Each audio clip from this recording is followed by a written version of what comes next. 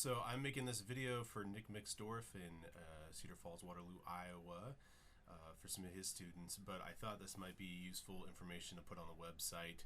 I think it goes along with a number of things that are out there right now, and it's just one more perspective that might actually help out with solving a few issues. So this is about buzzing, the trombone mouthpiece, and ways of getting a better, clearer buzz, and also ways of being sure that your buzz isn't inhibited by anything. So to start with, I've just got a few ideas about sometimes what inhibits the buzz. I mean, some of this is stuff that's almost too much information for students, so sometimes you just need to work on buzzing with the mouthpiece, buzzing with a cutaway, and making sure that that's really happening, and not really talk a lot about the mechanics of it.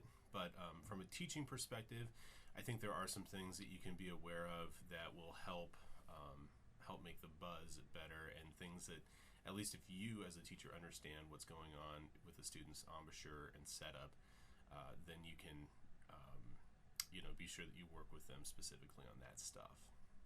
So there's a few things that tend to happen, and all of this is essentially related to forcing the buzz or trying to make the buzz really happen, especially when our players are younger and they just want to play the trombone. So the biggest thing that I find happens is actually that many of our students are clamping their front teeth down, and then when they blow air, or when they're allowing the air to pass towards the lips, the teeth are in the way, and they're either down all the way and then air can't get past them in the embouchure, something kind of like this. So that's a really disturbed air, or they're not open far enough for the air column to get past and get to the lips, and then we kind of end up with sometimes a disturbed air column, or that sometimes leads to like double buzzing and stuff like that. So it's a more like, and it's really hard to get a fast enough air column past the lips in order to make a buzz happen. So if your teeth are too far together, that could be, or if you're having trouble with a buzz, that could be one of the things that's in the way. Another thing that sometimes happens that doesn't allow the lips to buzz without the mouthpiece really being sealed against the lips, or the trombone, the back pressure of the trombone, is if the corners, instead of being set in a standard place that allows for a good aperture in the lips, sometimes the corners are too far back. And I sometimes I call this the smile, but students kind of look like the Joker when they're playing. They can kind of move the chops, the corners up and down, to stretch the lips out more and more and make them thinner. They get a higher pitched buzz, but when the trombone's on their face. But then when they try to do it with just the mouthpiece, or sometimes without the mouthpiece, they can't do the same thing. So working on keeping the corners set, I think is pretty important. And then sometimes the lips are just too tight. So I like to think of a couple different ways of setting the aperture for the lips. When I work with method students, or when I work with younger students, we talk a lot about blowing out a candle. If you're going to blow out like a birthday candle and you just want to do it without making a big mess, you're going to make a pretty small aperture between your lips, and then you're going to blow air past them. And that action usually helps my students understand what kind of aperture they need to play the trombone. You can also use a coffee stir stick to kind of show that, or give a visual for that.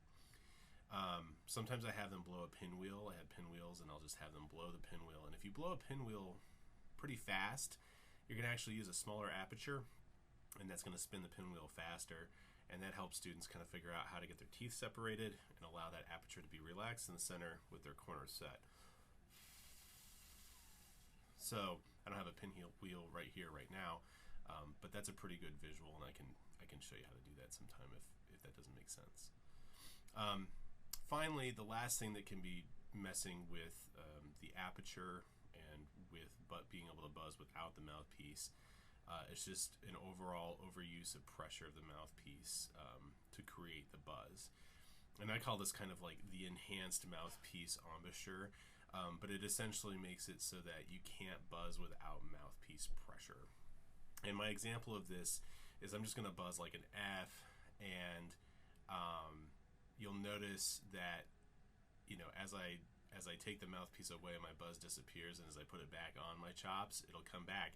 And that's from the pressure of the mouthpiece stretching my lips out, essentially, and actually giving the tension to them that they need.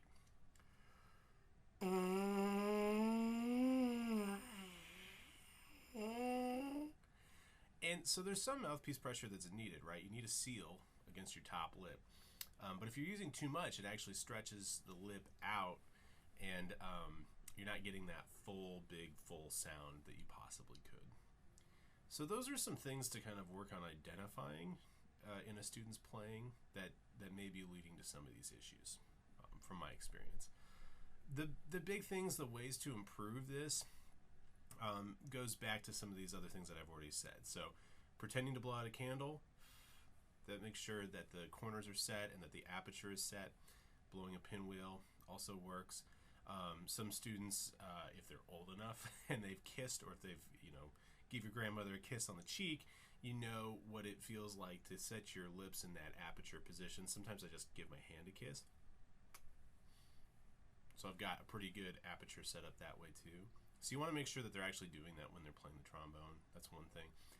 And then working on buzzing with that setup. And this might be retraining them a little bit. But one of the things that I do like to do is I like to find the center of my aperture with the mouthpiece. I like to pivot down so that I'm keeping the mouthpiece in the same place. Breathe through my nose when I'm first doing this so that I'm keeping my aperture set.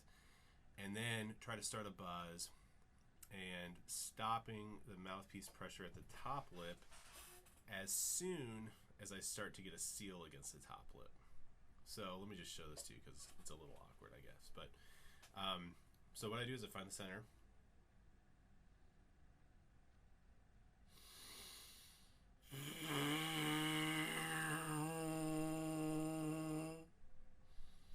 So that's one way of kind of retraining the body to really keep an aperture. But what I found is that a lot of students end up with a stretched out aperture that's not full in the center and doesn't allow the lips to really vibrate. And they've been depending on the mouthpiece to stretch that lip out in order to get a good buzz. So that pivot system that you were asking about works pretty well, but you're going to have to train the students on how to keep their corners set. And that goes back to blowing a pinwheel, blowing out a candle, that sort of thing. A couple other ways of training this. I think the pivot system works pretty well. I think it's also important to just be able to buzz on the mouthpiece and be able to buzz with a really full tone. And what most students are going to find is that it takes a ton of air, really a lot of air, and maybe more air than they've been using, because you can get an okay sound on the trombone with not very much air. But if you use more air and faster wind is really the key, then you'll get a fuller sound. Now, I wouldn't necessarily want to play the trombone with that kind of wind because it's too much, it's overpowering. But that would at least provide the student with some sort of aural cue as to how they need to do that. So, two other ways of practicing this is you can use the mouthpiece visualizer for this. And a lot of my students, when they first come in, they really can't get a buzz on the mouthpiece visualizer. So if they work on getting that good clean buzz on the mouthpiece visualizer, that's going to force them to keep their corner set and have a good aperture. And sometimes I just start with buzzing one note and working on that over the course of a week, or sometimes I'll have them buzz a scale. All of this gets tiring pretty fast, so you can't work on this for a long time. It's a lot of work. It takes a lot of energy to really get all this set. And the other idea that I really like is using a cutaway mouthpiece. And so this is actually one that's commercially available from Mike Smith up at Luther College, MKS cutaway mouthpieces. This is also a diagnostic tool, but I like to use it to help students work on developing their embouchure as well. And so the way you do this is you're just buzzing with it, but it's an actual mouthpiece. So you could put it in the trombone receiver and buzz and do slide positions. You could just buzz simple tunes or one note at a time with it. You can also identify what the aperture is doing while your student's using this. Same thing with the mouthpiece visualizer, the rim visualizer. And actually see if they're actually getting wind and air past their chops.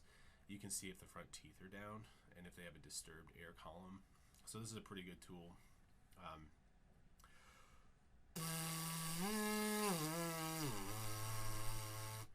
And if I bring my teeth down, just so that you kind of have an idea of what that sounds like, you'll get the disturbed air.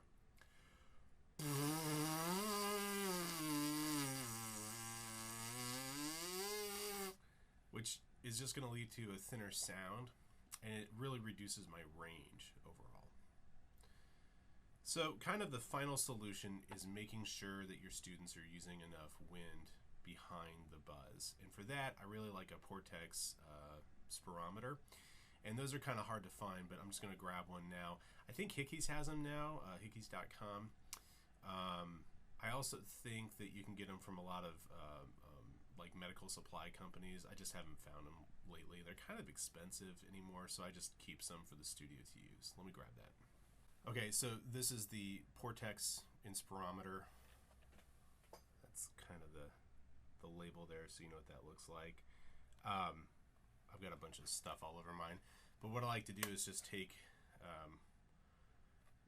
a piece of 1/2-inch PVC tubing, and this is also, I use this as a breathing tube, so you can stick this between the teeth, and that's another way of keeping the teeth separated while playing.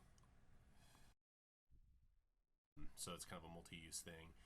Put that on the end of the Inspirometer, and there's multiple settings on this. You can start with a pretty low setting for a student. Put your mouthpiece on the other end of this, okay, and then you actually tip it upside down so that it looks like that, and buzz into it. There's a ball in this chamber, and it'll pop to the top of the chamber if your student's using enough wind behind the buzz. If they're not, it'll be like this, and the ball will not go to the top of the chamber. So that's like a muscle engaged buzz. It's almost like a baby buzz. And there's no air behind that. So those are just some ideas about things that could be happening to not allow a free buzz, even just a very basic free buzz, to happen. So I hope that helps just a little bit. And if you've got further questions, please don't hesitate to let me know. I'm happy to help out.